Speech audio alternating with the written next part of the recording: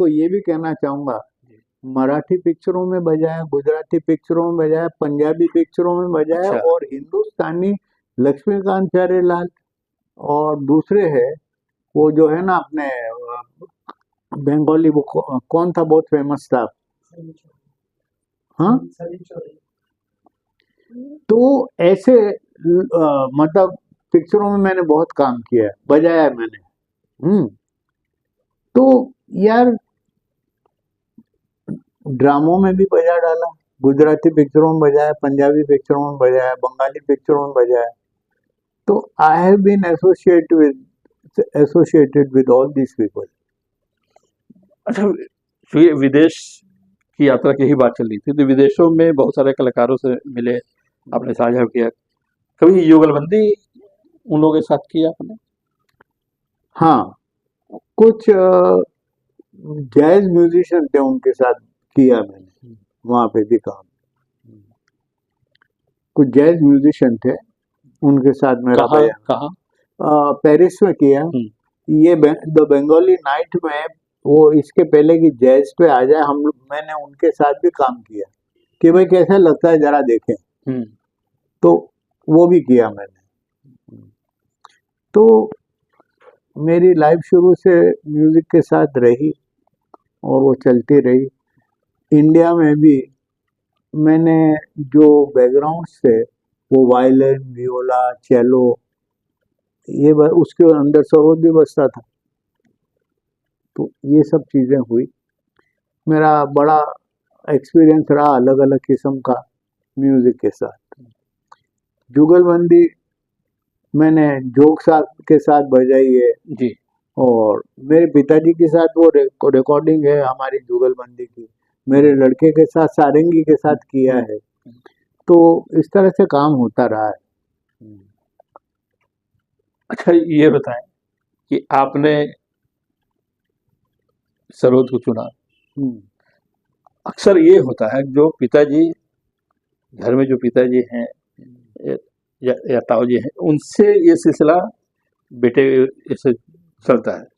तो आपने वहां बदला, फिर से आपके बेटे ने सारंगी को ही चुना। आपने बड़ा अच्छा सवाल पूछा है। इसका जवाब ये है, मेरे खानदान में जी। मेरे ग्रैंडफादर और ग्रेट ग्रैंडफादर ने किसी ने ना तो सारंगी बजाई थी ना तबला बजाया था, और मैंने भी सरोद चुना। ये हम पे भगवान की असीम कृपा रही। और मेरे पिताजी जैसी सारंगी ना तो पहले किसी ने बजाई ना आगे कोई बजाएगा।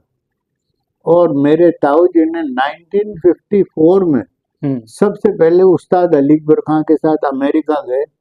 और ये बात कहनी बड़ी जरूरी है कि म्यूजिक की जो प्योरिटी होती है, जो इंडिया में हम लोग करते हैं, जैसे पुराने लोगों में विद्वान लोग सामने बैठते थे जी। और वो या तो बहुत तुम्हारी तारीफ करेंगे, दाद देंगे तुमको कि आज तुमने राग बहुत अच्छा देखा, या तुमने ये किया, या कोई गलती करता था तो वो भी बता देते थे कि भाई ये गलती हो रही, इसको ठीक कर लो। तो मेरे पिताजी ने और उस्ताद अली अकबर खान ने और चतुरलाल जी ने प्योर तबला बजाया है, प्योर तबला बजाया है। और मेरे पिताजी ने फॉरेन कंट्री में भी जाके प्योर म्यूजिक बजाया है। और इसीलिए सारंगी का प्रचार प्रसार सारी दुनिया में उन्होंने वैसे ही किया जैसे इंडिया में उसके धर्म कर्म के हिसाब से होना चाहिए, वैसे हुआ। मैं भी जब अब्रॉड जाना शुरू किया तो मेरे माइंड में यही बात आई जो मेरे पिताजी ने रखी, जो उस्ताद अली अकबर खान ने रखी। मैंने भी सोचा कि ऐसा ही प्योर म्यूजिक इंडिया का मुझे भी बजाना है जी। ये मेरे माइंड में चला। अच्छा, आपके पिताजी ने आपको सरोद के बारे में जानकारी दी कि किन्हीं से तकनीक आपको सिखा कि, तो पिताजी ने भी जब ये सारंगी वादक होते हुए भी आपको सरोद के बारे में बताया, तो आपने अपने बेटे को सारंगी के बारे में आपने कुछ बताया कि पिताजी, आपके पिताजी ने जो कुछ बजाया था उसको सुनाया या नहीं, उनको बैठा मैं के आपको बताऊं, मेरे पिताजी ने जब वो हर्ष छोटा था 5-6 साल का, मेरे पास फोटो भी है हाँ, उसके, उस टाइम से सिखाना शुरू कर दिया था। अच्छा, अच्छा म्यूजिक सिखाने से नहीं आता, म्यूजिक जो है ऊपर से लेके आता है, जी, ये है सिलसिला, ये सच्चाई है।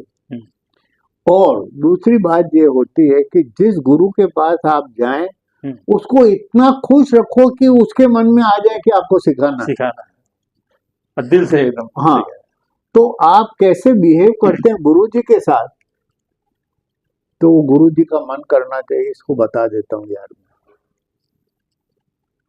इसलिए सीखना आपको मालूम होना चाहिए, गुरु जी के पास कैसे जाना चाहिए, गुरु जी को क्या पसंद है, क्या पसंद नहीं है। जो नहीं है तो गुरु जी के पास वैसे जाओ मत। गुरु जी से सीखने के लिए गुरु जी को खुश करो, गुरु जी का ऐसा बिहेव करो कि गुरु जी का मन करे कि आपको सिखा दूंगा। ये तो मैं अपने घर में यही देखता हूँ, मेरे पिताजी ने मेरे को बहुत प्यार से सिखाया, अब वो बेटे को भी अच्छा सिखा दिया, बेटा भी मेरा बहुत अच्छा बजाता है, बहुत अच्छा बजाता है। तो आप कभी उनके हर्ष जी के कार्यक्रम में आपने उनको बजाते देखा होगा, तो आपने भी कुछ बताया कि कहाँ क्या वो ठीक तो करना चाहिए? देखिए, मेरी जो शिक्षा दीक्षा मेरे पिताजी से हुई, हर्ष को भी मेरे पिताजी ने सिखाया। तो जो हम लोग बात करते हैं सिलसिला तो वही है, मैंने जो सीखा वही मैं हर्ष को बता देता हूँ। और अभी तो वो उस स्टेज में है कि बहुत अच्छा बजा रहा है और तरक्की के राह पे है बस। अच्छा, एक बात ये है कि जो ठीक है, विरासत में हर्ष को मिला, सारंगी वादन मिला, लेकिन कहीं ना कहीं आज सारंगी जो है एक मुख्य वाद्य नहीं रहा, ये मुख्य, हालांकि आपके पिताजी ने उसको जो है मुख्य बनाया, ये उनकी मतलब उनकी कला थी। तो आपने भाव मतलब इमोशन में आपने हर्ष को बजाने दिया कि आप पिताजी की वो धारा आ जाए, या आपने ये नहीं कहा कि सरोद बजाओ या आप कुछ और बजाओ? नहीं, वो गलत बात है, क्योंकि मेरे पिताजी ने मुझे नहीं रोका सरोद बजाने से। जी, मैं मेरे बेटे को कैसे कह दूं कि तू भी सरोद बजा। और हमारे घर पे एक महापंडित, महाविद्वान एक आदमी है जो मुझसे ज्यादा अच्छा वो बता सकते हैं उनको। बिल्कुल, हाँ, तो मैं वो बात को चाहूंगा कि मेरे पिताजी जैसी सारंगी, अभी एक बात ये मैं कहना चाहूंगा, सौरंगी नाम है, सारंगी का नाम है सौरंगी। म्यूजिक में जितने कलर्स हैं वो सब सारंगी पे बज सकते हैं। सारंगी सबसे बढ़िया वाद्य है, गाने के बाद की सबसे नजदीक अगर कोई इंस्ट्रूमेंट है तो वो सारंगी है। तो ये तो दुर्भाग्य रहा इस देश का कि उस बात को पहचाना नहीं उन्होंने, उस बात को पहचाना नहीं।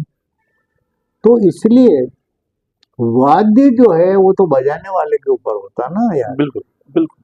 वो तो बढ़िया कलाकार है, वो तो कमाल कर देता है उस वाद्य में। मैं मेरे पिताजी के बहुत सारे प्रोग्राम वेस्ट में जाके सुनता था। आपको एक बात बताऊं, मेरे पिताजी ने सारंगी मिलाई, एक जगह थी एम्स्टर्डम, एम्स्टर्डम में एक चर्च में वो बजा रहे थे। हम लोग 3-4 लोग गए हुए उस प्रोग्राम पे, और वो चर्च पूरा भरा हुआ, वो सारंगी वारंगी मिलाई उन्होंने। और जैसे ही पहला सुर लगाया ना तो हॉल में एक आवाज आई, सांस रुक गई लोगों की, इतना सुर में कि लोगों की सांस रुक गई, सीधा दिल तक उतरती है ना। उसके और सारंगी के साउंड क्या है, इसलिए उसका नाम है सौरंगी, सोरंग। और अभी आप कोई पिक्चरें जाके देखिए जिसमें मेरे पिताजी ने सारंगी बजा रखी है, आपका दिल बैठ जाएगा यार कैसे बज रही सारंगी। वो कह रहे हैं डायलॉग की जरूरत नहीं है। तो इसलिए बाजा, अभी उस्ताद अली अकबर खां इतना बढ़िया सरोद बजाया उन्होंने। लास्ट वर्ड, सरोद का लास्ट वर्ड उस्ताद अली अकबर खां है। उनके साथ परफॉर्म किया कभी? नहीं जी, उतना तो मैं उस टाइम पे इतना तैयार भी नहीं गुरु जी था। भी अपने शिष्य को बैठाते हैं कि अपने सामने, वो तो इसलिए। सब जो होता है वो होता है, मगर मैं बहुत छोटा था वो टाइम पे। हाँ। तो अपने पिताजी के साथ क्या था, मैंने कैसा रहा? वो है ऑलरेडी यूट्यूब पे है यूट्यूब पे। और टीवी पे भी है वो उसकी टेप। तो पिताजी तो मेरे को हमेशा प्यार से देखते थे और मेरा हौसला बढ़ाते थे, तो उनके साथ में बजा सकता था, ऐसा हुआ। अभी भारत में किन किन कलाकारों के साथ आपने युगलबंदी की है? बहुत लोगों के साथ की यार, बहुत लोगों के साथ की। अभी तो याद भी नहीं मुझे, इतने लोगों के साथ बजाया है मैंने। ये अगर वाद्य यंत्र की बात करें तो किन किन वाद्य यंत्रों के साथ युगलबंदी? सितार के साथ किया है जी। वायलिन के साथ किया जी। है, सारंगी के साथ किया है। ये 3-4 जो वाद्य जो सरोद के साथ जा सकते हैं उनके साथ किया है। तो जैसे वायलिन के साथ आपने कहा कि पंडित विजय जोग जी के साथ भी आपने, हाँ, तो वो पटना में ही किया है, अच्छा, पटना में किया। लंगर टोली में। वही तो भारत माता मंडली का। हाँ, जी, वाह। और बहुत सितार वालों के साथ बजाया, बहुत सितार वालों के साथ वो भी किया है। तो ठीक है यार, जुगलबंदी उन लोग के साथ तो हो सकती है, मगर मेरे पिताजी के साथ जब मैंने बजाया वो असली म्यूजिक है। म्यूजिक जो है वो खेल तमाशे की चीज नहीं है।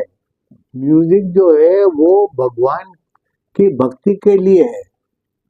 उसमें कोई ऐसी बात नहीं होनी चाहिए कि उस म्यूजिक में हम मजाक या तालियां बजवा लें या कुछ ऐसा काम करें। म्यूजिक तो मतलब भक्ति की जगह म्यूजिक है, बस। अच्छा, एक कलाकार के लिए पुरस्कार सम्मान जो है एक आवश्यक होता है, क्योंकि उनको तो हौसला। आपने, हाँ, तो आपने कभी उम्मीद की, आपने अपेक्षा की कि हमें कोई सम्मान मिलेगा, कि अपने आप सम्मान मिलता गया? नहीं, मेरा तो ये था भाई साहब कि मुझे सब चीजें मिलती गई तो मुझे किसी चीज की भूख नहीं लगी। जी। ना मेरे को ये हुआ कि अरे मुझे भी ये मिलना चाहिए। वो सब मिलता ही रहा मुझे टाइम टू टाइम, वो सब मिलता रहा मुझे। कलाकारों का भी सम्मान मिला मुझे, डागर घराना पुरस्कार मिला मुझे, कुमार गंधर्व पुरस्कार मिला, और उदयपुर के जो राजा थे वो उन्होंने मेरा बड़ा सम्मान किया। जोधपुर डिजाइनर्स ने मुझे इतना अच्छा सम्मान दिया है, राजस्थान संगीत रत्न अवार्ड। अच्छा। वो आप पढ़ लेना, वो हाँ, जो ठीक जो है ना। तो भगवान ने बड़ी कृपा की हुई है, और संगीत को साधना की तरह लेना चाहिए। संगीत कोई मजाक मस्ती करनी नहीं, उसके लिए दूसरे संगीत है ना, जैसे फिल्म संगीत है, जैसे नाटक का संगीत है, जैसे अलग अलग फोक म्यूजिक है, वो अलग टाइप का म्यूजिक। तो वो आपको अगर वो पसंद है तो उधर चले जाइए, मगर शास्त्रीय संगीत शास्त्र युक्त होना चाहिए। उसके अंदर एक सर्टेन डिसिप्लिन है, उसको रख के आप शास्त्रीय संगीत बजाइए। आप का इतना लंबा सफर रहा है, अब जिस मुकाम पे हैं, बहुत पहले से जहां आप पहुंचे हैं, जो कलाकार होते हैं अपना शिष्य बनाना शुरू करते हैं, तो आपने कब से कोई शिष्य बनाया? मेरे शिष्य हैं, और वो शिष्य बेचारे बहुत मेहनत भी कर रहे हैं जी। मेरे शिष्य फॉरेन कंट्री में भी 7-8 शिष्य मेरे यूके में हैं, जर्मनी में है, इधर भी मेरे कुछ शिष्य हैं। अभी जैसे खैरागढ़ में एक लड़का अच्छा बजा रहा है, वो खैरागढ़ में he is teaching sarod in that university. अच्छा। हाँ, और एक क्लास आर्टिस्ट है वो ऑल इंडिया रेडियो से। ऐसे मेरे 5-6 शिष्य जो अच्छा काम कर रहे हैं, अच्छा कर रहे हैं। और वो जर्मनी में जो शिष्या है मेरी, वो भी बहुत अच्छा सीख रही है, बहुत, वो आगे बढ़ाएगी कभी, मगर मेहनत करनी चाहिए ना। बिल्कुल। तो वो सब चल रहा है अभी। अब मेरे से तो जो हो सकता है मैं कर रहा हूँ, बस। अच्छा, बहुत सारे आपको सम्मान मिले, सबसे ज्यादा संतुष्टि किस सम्मान को पाकर? मेरे पिताजी ने मुझे एक बहुत अच्छी बात कही थी। मेरे पिताजी ने मुझे सुन के एक दिन कहा, देख तेरे को जो चाहिए था सब मिल चुका है, इससे ज्यादा बड़ा सम्मान मुझे और क्या मिलेगा। मेरे पिताजी ने ही मुझे आशीर्वाद दिया। कलाकार जो है इतना मुकाम हासिल करता है तो कहीं ना कहीं एक अब उसका एक सामाजिक दायित्व भी होता है कि समाज के प्रति भी कोई दायित्व। तो आप कोई ऐसा काम कर रहे हैं जो कि समाज के? क्यों नहीं, आपको तो अभी भी बताया मैंने 17 यूनिवर्सिटीज में जाके लेक्चर दिए हैं अब्रॉड में। मैंने रशिया में बजाया है, मैंने ऑस्ट्रेलिया में बजाया, और वहाँ पे मेरे से लोग सीखते थे। और दूसरी बात है, मैंने आपको अभी अभी कहा, स्पीक मैके जब से शुरू हुआ तब से मैंने सबसे स्पीक मैके के लिए सब, तो ये सब मैंने सोसाइटी के लिए ही किया है ना। और मैं कोई ऐसे बहुत पैसे लेके काम कर रहा था ऐसा तो नहीं था। मैं इसको ड्यूटी समझ के कर रहा था, और आज भी कर रहा हूँ और आगे भी करूंगा। आखिरी सवाल, आपका कोई अभी भी कोई ड्रीम कोई है, कुछ सपना जो है कि जिसको आप पूरा करना चाहते हैं? मेरा ड्रीम यही है कि मैं और अच्छा बजाऊं, और मेरे पिताजी और अच्छे अच्छे लोगों का मुझे आशीर्वाद मिले, बस यही मेरा सपना है। और जो मुझे बाकी जो मिलना चाहिए था वो सब मिल गया। तो शुरुआत हमने सरोद वादन से की थी आपने, तो मुझे लगता है कि समापन भी अगर कुछ बजाएंगे तो अच्छा लगेगा। हाँ, 1-2 मिनट बजा देता हूँ आपके लिए।